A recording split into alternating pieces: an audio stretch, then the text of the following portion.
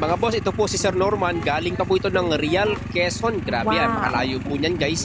Sinadya tayo dito sa store guys. Tinanghali na po siya kasi nagka-problema daw po yung kanyang sasakyan along the way. Ating nasiraan siya ng injector. Pero talagang pinilit niyang makarating po dito sa store para lang po i-avail itong ating Toyohama 7500i. Silent and better generator, 6,500 watts dahil kailangan daw po niya ito sa kanyang farm. Guys, ito po si Sir Norman is 35 years sa Amerika at 25 years daw po siya nag-practice po sa medical field. At ngayon po siya po ay retired. He's enjoying his life kasi sabi niya talagang pangarap niya ang kanyang retirement is sa Pilipinas. Kaya nagbili siya ng property dyan po sa may Real Quezon.